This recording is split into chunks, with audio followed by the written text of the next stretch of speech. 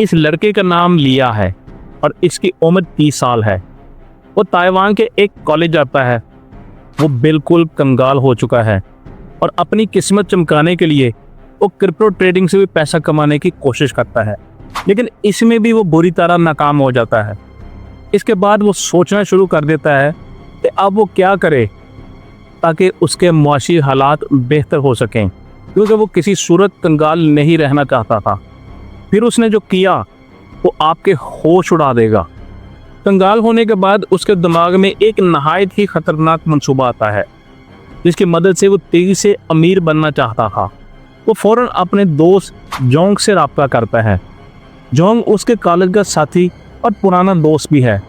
दोनों ने high school एक साथ पढ़ा था और अब भी वो एक ही यूनिवर्सिटी में ज़ेरे तालीम थी, इसलिए उनके दरमियान गहरी दोस्ती थी और एतमाद का रिश्ता भी कायम था। लिया पूरी चालाकी के साथ जोंग के पास जाता है और झूठ बोलकर उसे अपने जाल में फंसाने की कोशिश करता है। वो घबराहट जाहिर करते हुए कहता है कि जोंग, मुझे तुम्हारी मदद की सख्त ज़रूरत है। कुछ खतरनाक गैंग मेंबर्स मेरे पीछे पड़े हैं और अगर मैंने उन्हें पैसे ना दिए तो वो मुझे मार डालेंगे।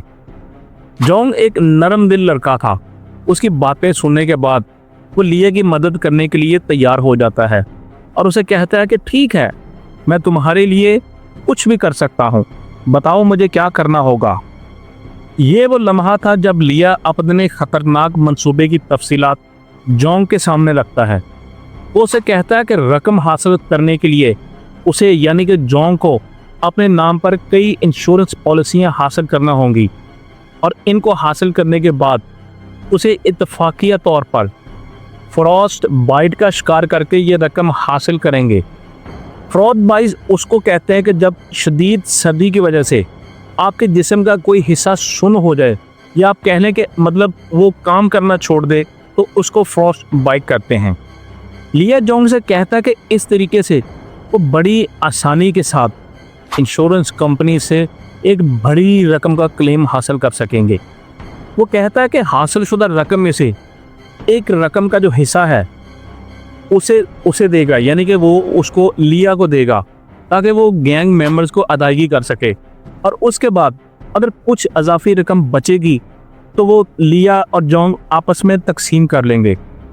जोंग या तो बेहद भोला था या लालच में अंधा हो चुका था, क्योंकि वो ये मंसूबा सुनकर बगैर किसी हिचकिचाहट के लिया से कहता है कि ठीक है, मैं ये कर लूँगा। और यूं दोनों इस नाकाबिले यकीन मगर तबाहकुन स्कीम पर अमल दरामद शुरू कर देते हैं। चंद दिनों के अंदर अंदर जोंग 8 मुख्तलिफ इंश्योरेंस पॉलिसियां हासिल करता है, जिनकी मजमूई मालियत हैरान कुन तौर पर $1.3 मिलियन होती है। इसके बाद लिया जोंग को एक कानूनी माहदे पर दस्तखत करने पर मजबूर करता है, जिसमें तहरीर होता है कि जोंग को जब भी इंश्योरेंस से रकम मिलेगी वो लिया को $8 लाख अदा करने का पाबंद होगा।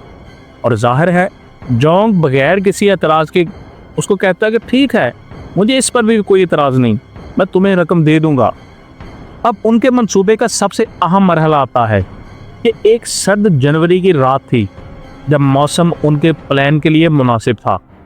दोनों अपने स्कूटर्स पर निकलते हैं और बेमकसद शहर में चक्कर लगाना शुरू कर देते हैं। कुछ देर बाद वो एक दुकान पर रुककर खुश बर्फ़ यानी कि ड्राई आइस खरीदते हैं, जो उनके मंसूबे की कामयाबी में एक अहम रोल अदा करने वाली थी। वो दोनों सीधा घर जाते हैं, लिया के घर, जहां सब कुछ पहले से तयशुदा मंसूबे के मुताबिक होना था।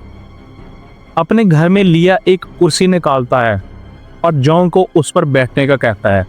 जोंग, जो अब तक मुकम्मल तौर पर लिया की हदायत पर अमल कर रहा था, बिना किसी एतराज़ के कुर्सी पर बैठ जाता है। फिर लिया एक बड़ा कंटेनर निकालता है और जोंग से कहता है कि वो अपने पाँव इसमें रखे। जोंग जैसे ही अपने पाँव अंदर रखता है, लिया कंटेनर को खुश्क बर्फ़ से भरना शुरू कर देता है। वो जानता था कि ये अमल जोंग के लिए नाकाबिले बर्दाश्त होगा, इसलिए वो जोंग को इस हवाले से बता देता है। लिया जोंग से कहता है कि ये अमल बेहद दर्दनाक होगा اور اگر تم ہلنے کی کوشش کرو گے تو یہ منصوبہ ناکام ہو سکتا ہے، اس لیے میں تمہیں باندھنے والا ہوں۔ جونگ جو اس وقت تک شاید خوف اور الجھن کا شکار ہو چکا تھا، محض سر ہلاتا ہے اور کہتا ہے ٹھیک ہے۔ لیا فوراً زپ ٹائز نکالتا ہے اور جونگ کے ہاتھ اور جسم کو کرسی کے ساتھ باندھ دیتا ہے تاکہ وہ کسی بھی صورت میں حرکت نہ کر سکے۔ جونگ کے پاؤں اب مکمل طور پر خشک برف میں دبے ہوئے تھے اور وہ اپنی قسمت کے فیصلے کا منتظر تھا، جبکہ لیا کسی نامعلوم مقصد کے تحت اس کی تصاویر کھینچنے لگتا ہے۔ جونگ اسی کرسی پر بیٹھا رہتا ہے، اس کے پاؤں خشک برف میں دبے رہتے ہیں اور 10 گھنٹے گزر جاتے ہیں۔ وقت سست رفتاری سے گزرتا ہے اور حد گزرتا لمحہ جونگ کے لیے ناقابل برداشت اذیت کا باعث بنتا ہے۔ آخرکار لیا اسے برف سے نکالتا ہے، لیکن جونگ کی حالت بہت خراب ہو چکی تھی۔ اس کے پاؤں مکمل طور پہ سن ہو چکے تھے اور وہ ایک قدم تک اٹھانے کے قابل نہیں تھا۔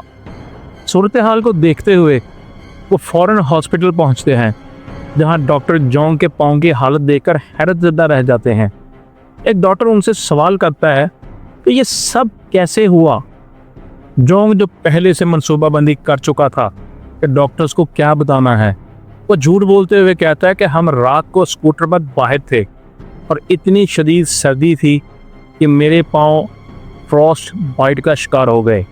لیا بھی فوراً تصدیق میں سارا لاتا ہے کہ ہاں بالکل ایسا ہی ہوا تھا، مگر وہ ڈاکٹرز کون سا پہلی بار کسی کی چوٹ یا بیماری دیکھ رہے تھے، کیونکہ وہ تو چوٹوں اور بیماریاں دیکھنے کے ماہر ہوتے ہیں۔ وہ یہ بھی دیکھتے ہیں کہ جونگ کے پاؤں پر نہ تو جرابوں کے نشانات ہیں اور نہ ہی جوتوں کے، جس کا واضح مطلب ہے کہ وہ ننگے پاؤں تھا۔ پھر ڈاکٹرز یہ بھی سوچتے ہیں کہ آخر کون بیوقوف ننگے پاؤں اتنی سردی میں اسکوٹر چلاتا ہے۔ ان دونوں کے فراسٹ بائٹ کی کہانی کسی ڈاکٹر کو سمجھ نہیں آ رہی تھی۔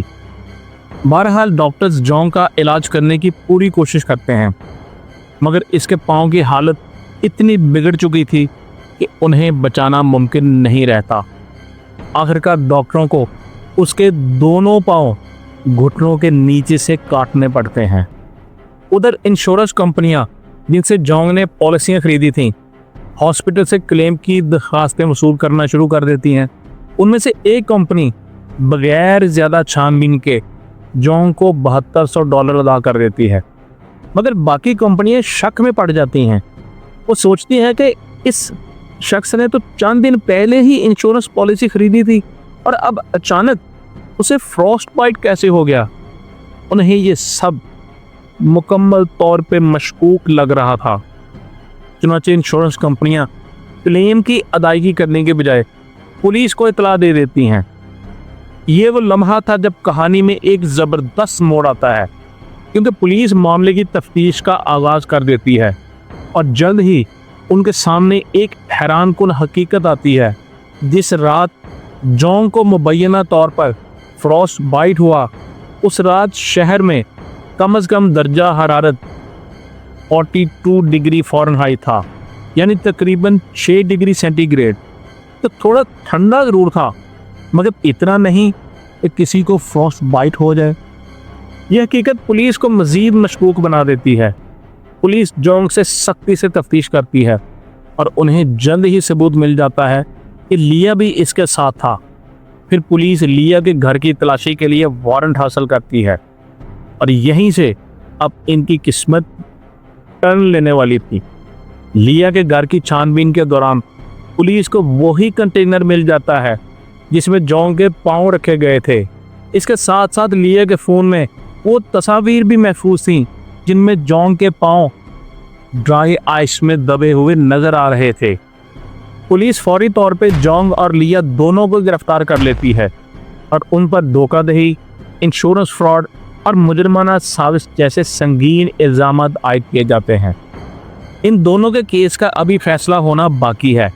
یہ پچھلے سال تائیوان میں کیس پیش آیا تھا اور جیسے ہی اس میں کوئی اپڈیٹس آئیں گی تو ہم اپنے ویورز کو ضرور بتائیں گے۔